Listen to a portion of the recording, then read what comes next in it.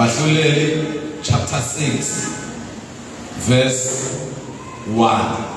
Judges chapter 6 verse 1. Isunday ezayo iSunday kamhla ka24 so besikhona la osukwini olwandulela uKhisimusi sisazokubabaza yena ubukhulu bakhe nobuhle bakhe. Judges chapter 6 cela ungifundele sithe from verse 1. Kepha abantwana bakwa-Israyeli benza okubi emehlweni kaJehova. uJehova wabanikela esandleni sakwaMidiyani. Uma sifunda ichapter engemuva chapter 5 sibona abantwana bakwa-Israyeli benqoba. Hallelujah. Bahamba kahle. Mawufunda iverse lokugcina lapha chapter 5 lithi kwaba nokuthula for 40 years. Iminyaka engamashumi amane kwaba nokuthula, bangahlaselwa umuntu, bangaba nazitha iminyaka ewu40. Sanibona bazalwane. Ngoba uyakwazi ukuhamba noNkulunkulu izitha zingekho. Hallelujah. Uyakwazi ukuhamba noNkulunkulu kube khona ukuthula.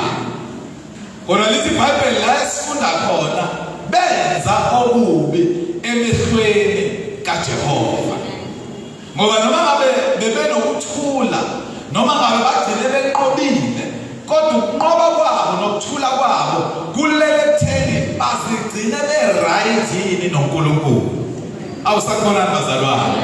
Uma malunga bengingekho la last week ukhuluma indaba enkulu, ekhuluma indaba ukuthi kubalulekile ukuthi siyigcwelise, sigcine sihlanzekile izikhathi zonke. Hallelujah. Ayikho into ebalulekile njengokugcina ubudlelwano bethu noNkulunkulu bu-right. Nikhona bazalwane. Izinto esiqhatha noNkulunkulu isono. Isono into enkulu kakhulu esixabanisa nesiqhatha noNkulunkulu. Uma malunga last week ukhuluma indaba ka-Akhani entshontsha into noma ethatha into ebengafanele ukuthi ayithathe. Hallelujah. Ngalokho kwagcina kunqotshwa isizwe sonke ngenxa nje yomuntu oyedwa. Sanibonani bazalwane. Kuyenzeka kube khona umuntu oyedwa esonweni ebandleni ligcwele lingaka akuze kube umfundisi kuphela. Kuyenzeka kube omunye wama-leaders, kuyenzeka kube omunye wabazalwane owenza ukuphambene nentando kaNkulunkulu asifake thina sonke enkingeni. Sanibonani bazalwane. So ayikho into ebalulekile njengokuthi uma sikholwa sisindisiwe. Ngiyayithanda le show sakubela ukuthi noma kuyilezi izikhathi zesiphithiphithi nezokujabula kodwa singayeki ukukholwa. Futhi engathi singakholwa kakhulu-ke uma kunje ngoba ziningi izinto ezidimanda ukukholwa kwethu. Hallelujah. Uma isikhathi singesihle noma isikhathi sisimbi sisuke sidimanda ukukholwa kwethu ukuthi akuvele ukukholwa kwethu. Futhi akungaveli nje kithi noNkulunkulu kodwa futhi akuphinde kuvele phambi kwabantu. Hallelujah. Lithi iBhayibheli benza okubi emehlweni kaJehova. uNkulunkulu wayeseyabanikela esandleni sabakwaMidiyani. Awuphinde futhi sithini. Kepha abantwana bakwa-Israyeli benza okubi emehlweni kaJehova. uJehova wabanikela esandleni sakwaMidiyani iminyaka eyi7. 7 years. U7 years wonke bekade sebehlala 40 years noNkulunkulu benokuthula. Hallelujah. The shalom kind of peace where nothing missing, nothing broken. Ukuthula kaNkulunkulu bazalwane kwenza ukuthi kungabi khona into eyodwa exakanisayo. For 40 years kukhona abantwana abazalwa kulo 40 years abangakaze bakubone. Hallelujah. Ukuhlukumezeka kwabo ngesizathu sokuthi bazalwe ngesikhathi sokuthula. Kodwa lithi iBhayibheli uNkulunkulu wabanikela esandleni sesitha for 7 years. Bazalwane khona izinto ezisehlakalelayo ezisehlelayo kanti izinto uNkulunkulu asinikele esandleni sesitha. Ngenxa yezinto ezimbi ezisehlelayo esizenzile. Hallelujah. Yesu ngabonile mina abazalwane benza izinto ezimbi. Ngabona abazalwane benza izinto ezimbi. Ngabona kuba khona izinto ezimbi ezehlela futhi abazalwane. Ngesizathu sokuthi kusuke kukhona into embi esiyenzile phambi kaNkulunkulu. So nalaba isizwe sikhethekileyo sikaNkulunkulu, inhlamvu yeso likaJehova, haleluya, ethi iBhayibheli olondoloza uIsrayeli akozela kalali futhi ohloboloza uIsrayeli ufana njengomuntu ohloboloza inhlamvu yeso likaJehova. Kodwa khona kunjalo uNkulunkulu abanikele esandleni sesitha. Niyazi bazalwane ukuthi kuyenzeka ukuthi umuntu axoshwe emsebenzini exoshwe ngenxa yentemba ayenze phambi kobuso bukaJehova. Kukhona abantu abaxoshwe emsebenzini sithandaze sikhihliza amangwebu kanti umuntu icala lakhe alenze kuNkulunkulu. Kukhona izimo ezikwehlela uzuthi kanti mina ngabe ngiboneni uNkulunkulu, kodwa mathi uyasesha phakathi enhliziyweni yakho uzoyithola into wona ngayo kuNkulunkulu. For 7 years. Ngiyacabanga ukuthi ngoba abantwana bakwa-Israyeli bekuwabantu abasebenza kakhulu ngabapriest.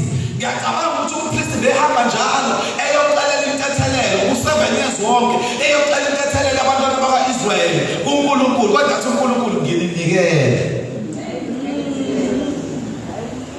Bazalwane kunemthandazo esiyithandazayo sicela ukuthi uNkulunkulu akhiphe ngesimo okusona kanti wena kubiza nje inhlambuluko nje qha.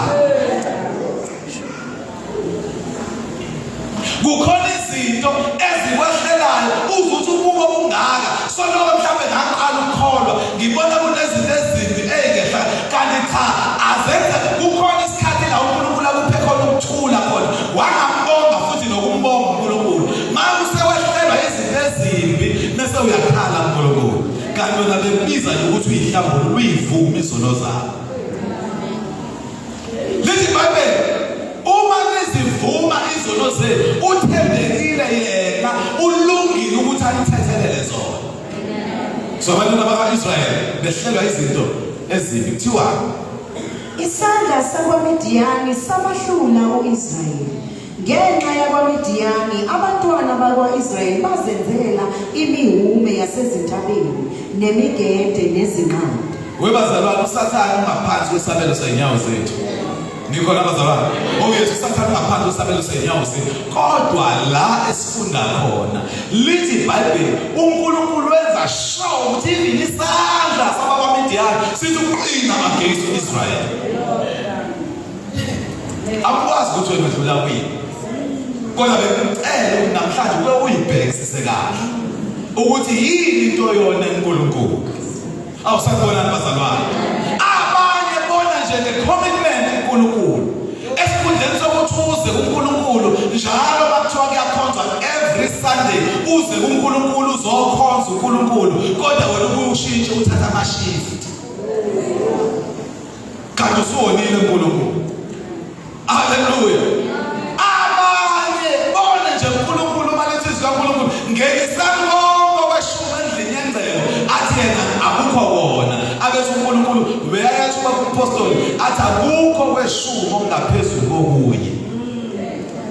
No, bekakhulume lathini athi akukho kweshumi okungaphezulu kokunye, ngoba noma ngabe ungaletha malini kuNkulunkulu as long as kuwokweshumi kwakho akukho ngaphansi kokweshumi komunye oletha imali enkulu, ngoba okusalayo okweshumi kwakho kanti usuyiqhathe noNkulunkulu. Omunye ahlebe ngomzamo ngomfowabo ebandleni ahlebe ngaye kanti useyiqhathe noNkulunkulu. Phela uNkulunkulu bazalwane akazi akulindele ukuthi wenze izinto eziningi against yena. And ngijwayele ukusho ukuthi yonke into yenzayo embi against umzalwane wakho uqale wayenza against uNkulunkulu. Angithi usho njalo uJoseph uma umkaPhotifa embamba uthi akufuni ukona kuNkulunkulu nakuPhotifa, ngoba isono sokuqala sokusenzile usukusenze kuNkulunkulu before ususenze nalo muntu. Sathi uqina isandla sabakwaMidiyani. BakwaMidiyani barepresenta isitha sakwa-Israyeli.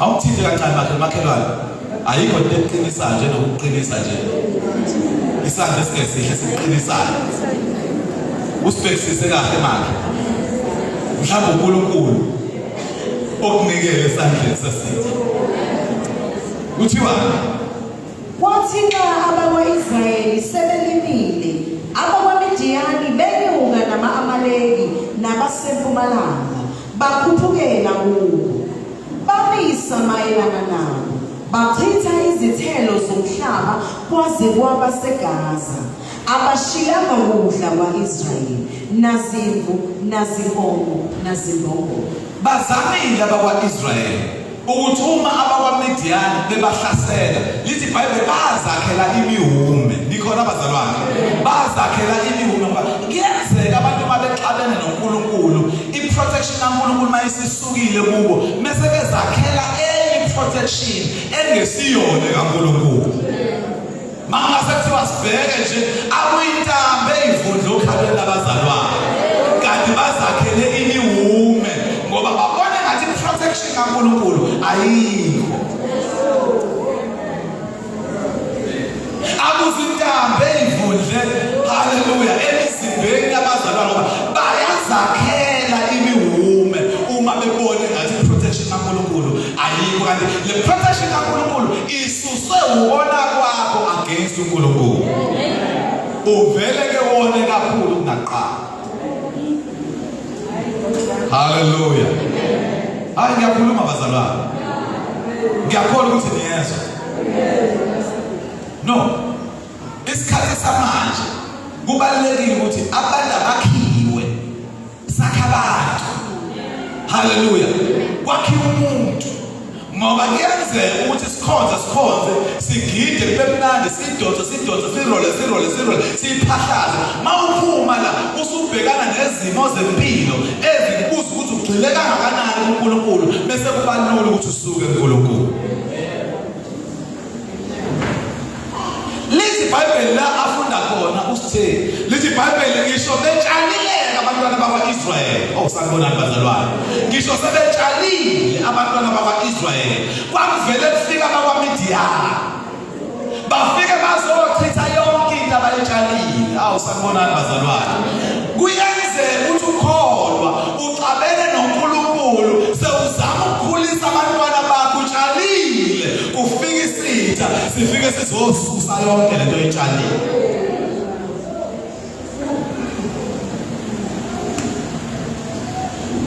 angizwa bazalwane oh yes kuyenzeka uthi sewu-investile imali yakho enkampanini thizeni kanti uxabene noNkulunkulu ivele iwe nemali yakho yini indaba ngoba isitha inhloso yesitha ukuchitha yonke into yakho elithi iBhayibheli la esifunda khona abadinganga nje abakwaMidiyani ngokuhlasela uIsrayeli kwabonakala sebebiza nama-Amaleki ngoba mawuqabene noNkulunkulu isitha sakho sifike sihlasele sibone ukuthi ululu uyahlaseleka sigcine sesibiza nezinye izinto kusho iBhayibheli bazalwane lithi iBhayibheli idimoni liyahamba libuye lizobheka libone ukuthi sekuclean kodwa kugconiwe uclean kodwa kugconiwe uclean khona kodwa kuvuleleke ithuba yokungena kwawo lithi iBhayibheli liyahamba liphinde liyolanda amanye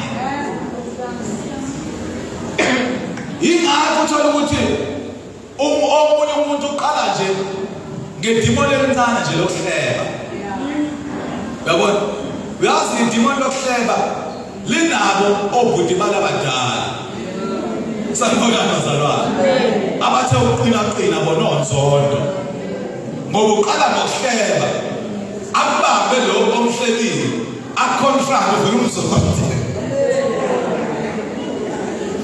wake wambona umuntu one omunye uma sekukubi bathi abantwana maseyibhemile aphendukela azenze ivictim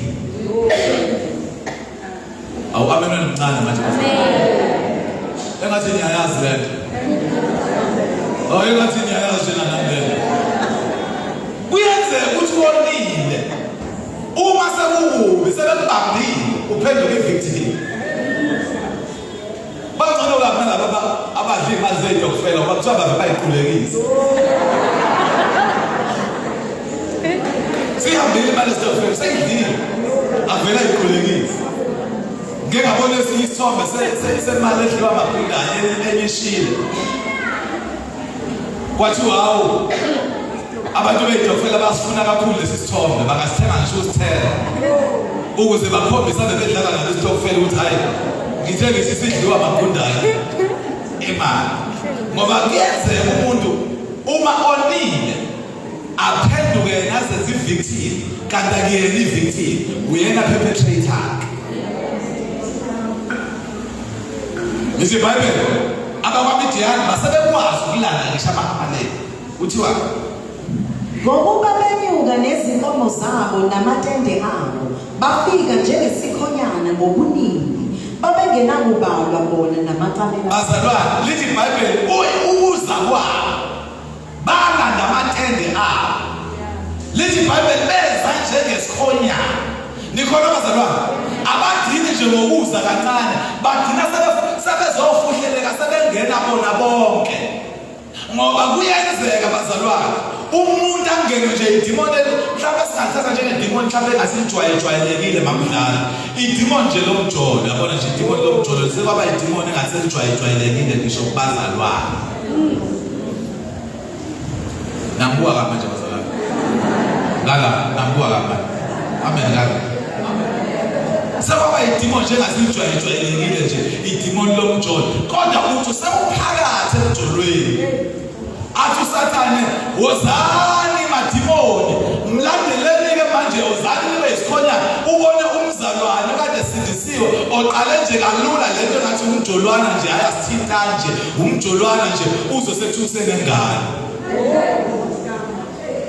Ngesikhathi esenengane ingane yokuqala nje ingane eyodwa nje yokuqala already usunezitha okokuqala lapha yakubo kamfana abakufuni ngoba baxabo ukuthi le ntombazane ikhulelwe kanjani kade ikhona abakufuni abafana already usunezitha nawe futhi ugcina nawe uthi awusabafuni. So ivele zonke izinto zami ngiyazenzela ingane yami ngiyayondla mina namandaba nawo kusho wena mzalwane osebenzile athi uSathane abonele lethana amatende uvela uhlukana nomfana abafana abaningi bahlukana nentombazane isakhulelwe abakulinda ukuthi uzobeletha babalekela nje usakhulelwe. Umfana yebo umfana umfana uzusize sesibonke abafana bayafana kodwa khona kunjalo amadimoni asilandana amatende ubona usiza futhi usethanda omunye umfana wesibili kuthi sabatha zaloko aphinda vele futhi akhulelwe futhi athi akhulelwa ngoba kamfana abamfuni futhi nakho naye futhi akandaba nabo futhi akabafuni futhi mabemtshela indaba zakhe nawe abatshela usanezithe yini athi uSathane abane phuma lapho uyongena wabazalwane lithi iBhayibheli isitha size ngeyinto ezithathu size ngokuzokweba sikweba la endlini kaNkulunkulu. Kukhona abantu esithi sikhonza ngabo la imicabango yakhe ingaphandle kwendlu kaNkulunkulu. Ucabanga uma ngiphuma la ngiyapha mangithi mina mangiphuma la ngiyemfume uthi hambe kunesikhathi sokudlala lo baba uyemfume hayi nanje lapho mina webiwe uphaka. Kukhona abantu abathi esithi sikhonza la ingqondo yakhe isuke ingekho la umzimba wakhe ukhona kodwa ingqondo webiwe ekhona ngoba isitha size ngokuzokweba. Mase sikwebile asidingi ukuthi nje sikwebe bese sikushiya kanjalo sifuna mase sikwebile sikubulale ngoba isitha sifuna ukuthi ufe ngesikhathi usantshontshiwe ungafi uNkulunkulu kodwa ufe ngesikhathi untshontshiwe. Wakambona umzalwane kade ekhonza simazi ekhola ngendlela eyisimangaliso athi la eqeda ngathi unesimo sokuwa kancane vela shona ngoba isitha sifuna ufe uNkulunkulu ngoba lithi iBhayibheli babusisiwe abafayo bese enkosini manje isitha sifuna ufe usenkosini sikuntshontsha sikhiphe enkosini ukuze sikubulale khona le ndoda esemathuneni ey'limazayo i-strategy sikaSathane. uSathane, haleluya, uSathane bekufuna kahle ufuna ukukhipha kubantu abakuthandayo. Umuntu ezowa uqale nje mhlawumbe nje agule nje abe igulane omncane nje ukuthi umlalisa esibhedlela iy'nsuku ey'mbili. Mamcela uSathane ufuna ukumtshontsha athi ukugula kancane nje athi ulala esibhedlela iy'nsuku ey'mbili. Sithi la sizwa khona ukuthi hayibo usephumile, hhayi akasasizonda uthi nje kulala esibhedlela nangangihambe, ngilala esibhedlela anangangihambe, nathi akazange zasitshele mhlawumbe, uyabona. Kodwa isitha sifuna ukuthi simntshontshe ngaleso sikhathi, ngesikhathi usadingele lokho uthi ukuduba kancane ukuze esontweni uvele awuthiwa akasekho njalo. Kanti isitha sibonile ngoba uSathane phela abazalwane uke babakhona emazulwini, kunezinto ey'kaNkulunkulu azaziyo. Ngiye ngithi mina unjengomuntu okade sebenzela inkampani ontshontshe i-hard drive ephethe izinto zenkampani. Abanye abantu uyakwazi ukubabona ukuthi ugcotshiwe lo, akubone usazalwa nje ukuthi lo umuntu kaNkulunkulu lo ugcotshiwe, akuhlasele uthi uyabona idimoni lobufebe alikuhlasela lihlasele, kanti uSathane ukuthumelela ngalo ngoba uyakubona ukuthi ugcotshiwe. Kanti enye inkinga-ke yogcobo luyinkinga kakhulu uma lingekho endaweni right, ngoba li-attract-a yonke into. Mawumuntu wesilisa li-attract-a ngisho abantu besifazane, kanti inkinga ugcobo lolo kuwe lu-attract-a abantu aba-wrong. Mawumuntu wesifazane ubone nje wena ushelwa ubezathe uyahamba lenaba abafana, kanti babhizi balandela ugcobo lu-attract-a yonke. Yingani isimo liyalo kwamafutha, ngoba ma ungasumthelela amafutha ungakubona seney'ntuli. Iy'ntuli ngiyithathele zidle emafutheni, zi-attract-wa amafutha, zi-attract-wa ugcobo kaNkulunkulu. uSathane uyakwazi ukuyibona izinto. Phela wengeke phela uMoses ahlaselwe ezelwe nje uMoses. Yini esabisa uSathane yingoba uyazi khona into ezokwenzeka. Wengeke uJesu ezelwe uSathane ahlasele. Awusanibona bazalwane, yingoba unaliso lokuyibona izinto. Unaliso. Uthi verse 7, awuqale verse 7 manje. Kwathi lapho abantwana baka-Israyeli besakhala kuJehova ngenxa yakwaMidiyani, uJehova wathuma umprofethi kubantwana bakwa-Israyeli. Iye ngiyithanda abantwana baka-Israyeli khona sebexabene noJehova for 7 years, kodwa bakhala kuJehova. Awusakhonani bazalwane? Athola ukuhlabelela ekuhluphekeni kwami, mina ngakhala kuJehova wezwa. Ngoba uJehova esimkhonzayo, uNkulunkulu esimkhonzayo, masikhala kuye yena uyezwa. Lithi iBhayibheli bakhala kuJehova wezwa, wayesebathumelela umprofethi. Ngoba enye inkinga kaNkulunkulu babuNkosi ukuthi uma sikhala kuye thina silindele ukuthi uzokwehla yena athi nginguJehova avele athumele umuntu.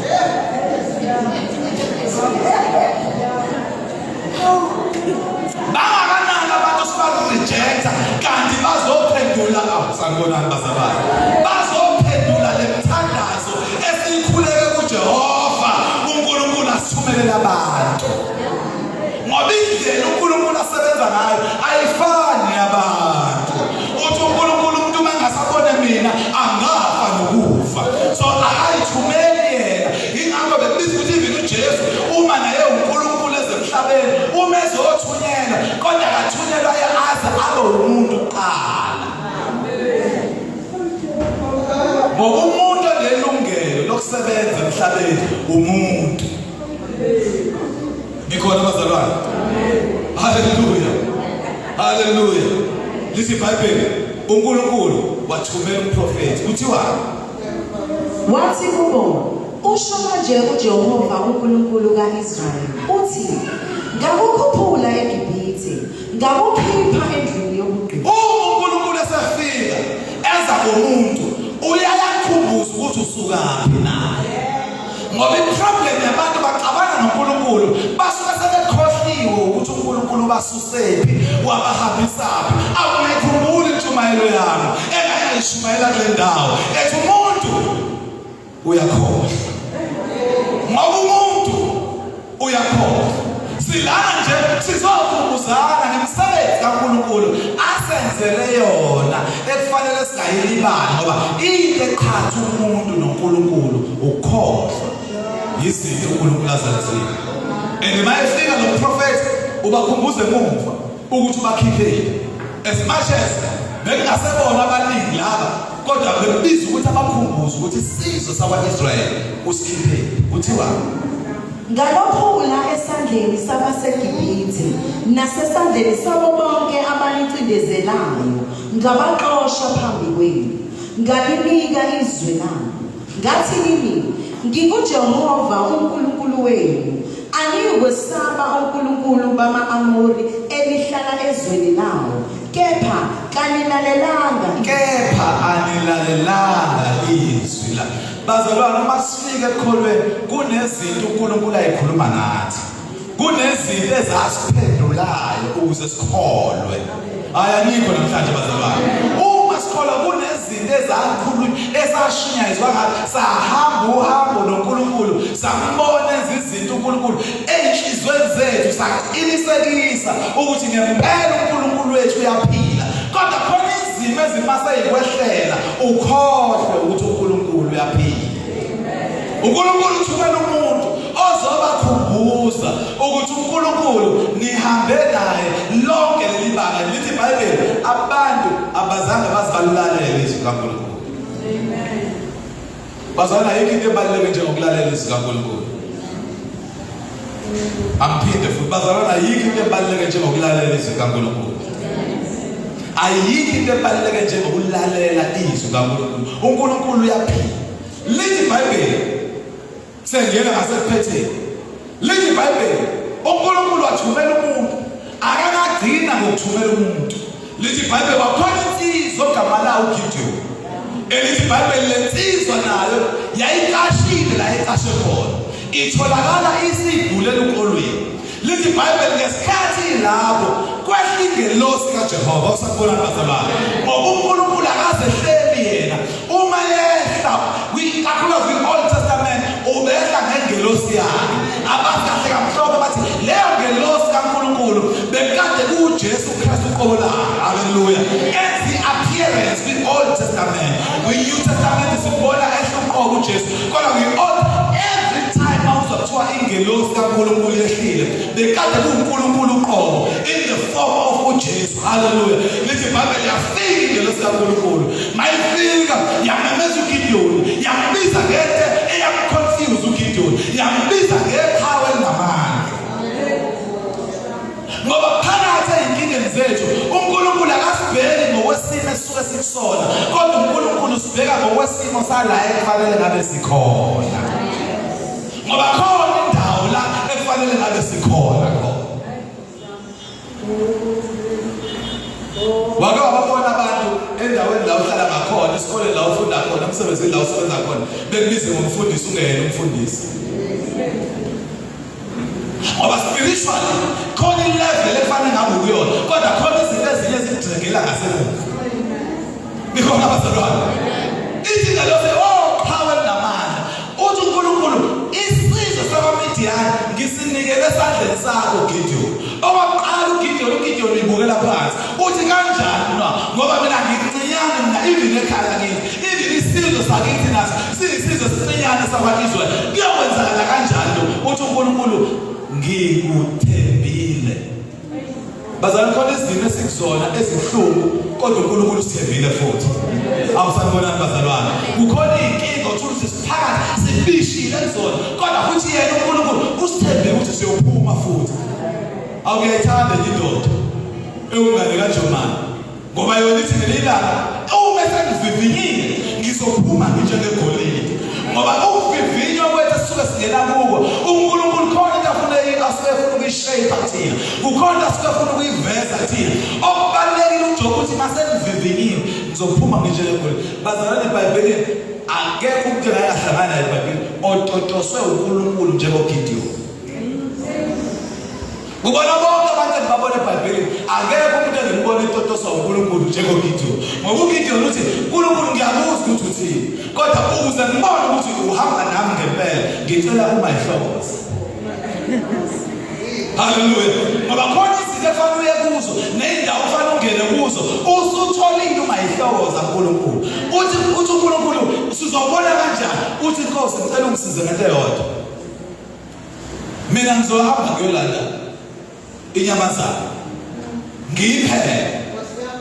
Uthi nje mase ngiyiphekile ngiyibeke ngifuna ukuthi uyidle. Lithi iBhayibheli nangempela wahamba yolanda isilwane wasenza wasipheka wasibeka edwaleni. Uma sibeka edwaleni lithi iBhayibheli ingelosi kaNkulunkulu yathatha nje induku eyayikade iphethe yathinta nje lenyama ebekiwe. Lithi iBhayibheli yakwabonakala kuqhamuka umlilo wayishokodela inyama waqala uGideon wathi hayi ngeke ngathona uNkulunkulu.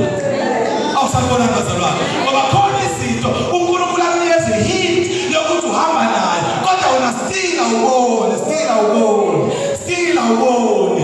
Wake wagibela eteksini ugula umuntu eteksini aqoqela ukuthi akaphilile engakwazi nokwazi acela ukuthi umthandazele kodwa still wena awuboni ukuthi amandla kaNkulunkulu akuwe. Inkinga yakho awuboni. Khona umakhelwane wakho angakaze akubone uthandaza kodwa bese seyinkingeni uza kuwe athi mali yasithandaze mali kodwa akaze akubone ujulukile esontweni ukhala uthandaza kuwe yena ubona isolution ey'nkinga zakhe kuwe kodwa wena still awuboni. uNkulunkulu ekukhombisa umayihlokoze. Athi uGideon naye ngiyakuzwa uNkulunkulu hayi ngiyakuzwa uNkulunkulu kodwa ngisacela ukubona omunye futhi umayihlokoze. Ngoba uNkulunkulu ekutotosini uNkulunkulu Gideon. Athi uNkulunkulu khululeka Gideon usufunani futhi. Athi uGideon okay uNkulunkulu ngizohamba ngikulu uboya laphana bezimvu. Lo boya lobo ngizofika ngibeke esibuyeni esiqhulweni. Mangibeka khona ngifuna uNkulunkulu ukuthi bombe kuyona yonke indawo kodwa uboya lobhoda bona ube manzi. Wathi uNkulunkulu awushetshe ngoba phela nginawe Gideon ngizokukhombisa ukuthi nginawe. Lithi iBhayibheli kuthebuse ekuseni wathi uyafika uGideon wafika konke yonke indawo uboya bodwa kumanzi. Lithi iBhayibheli ngoba khama amanzi azangena endishini. Awusabona bazalwane uNkulunkulu akunikeza ihint yokuthi Gideon nginawe. Ngoba sabethe kufika uCovid sezwa kuthiwa sibanjwe uCovid. Abanye bethu bagula, abanye bethu bathi bayezwa akasakwazi ngisho ukuzitaste akasakwazi ngisho ukuziphunga kodwa uNkulunkulu wathi nginawe. Hallelujah.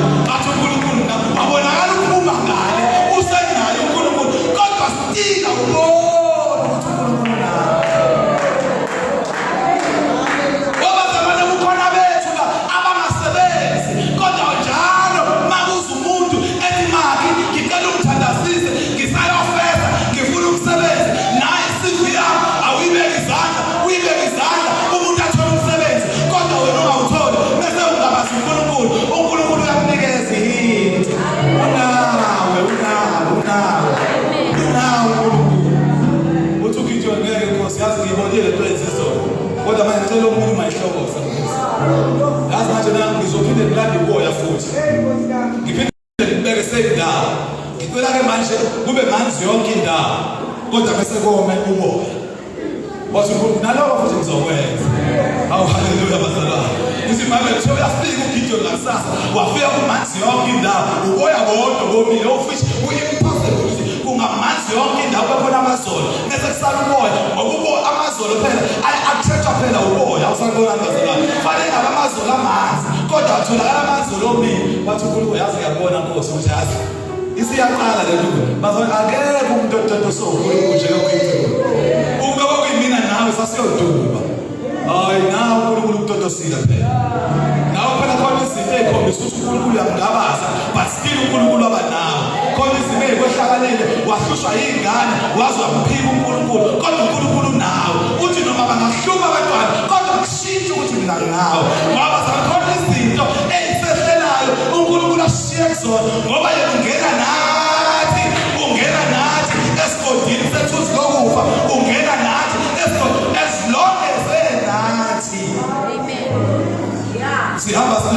bakhona esigodini sethuzi lokufa. Uyazi ukuthi khona abantu uNkulunkulu akusize ungasebenzi for iminyaka kodwa uhlezi umuhle njalo. Uhlezi ugqoka izinto ezintsha njalo. Uyibuse nawe khona konke lokho kuze kufike umuntu osebenzayo azocela ukuthi uboleke u10,000. Ngoba mayebuka ubona ngathi unaba ndawunawo. Umusa nje kaNkulunkulu. Awusakubona maselwa. WasuGideon angeke Nkosi. Uthi uNkulunkulu uGideon thola umngane wakho abe munye nje. Uhambe naye uye ekhaya. Haleluya. Lezitha zakho. Lithi iBhayibheli ngempela wathatha umngane wakhe. Banyonyoba ekhaya. Lezitha zakho. Bathe benyonyoba wavele bezwe umunye exoxa iphupho lakhe. Uthe ngithandile phela ebusuku ngaphupha. Uthi omunye waphuphana. Uthi ngiphuphe nje iqebelekwana lesikwa. Lisuka ngenhla. La rola lafika entendeni lethu. La siceda sonke. Lithi iBhayibheli kwakhala lo oxoxelwayo. Wathwala izandla ekhanda wathi hawu safa.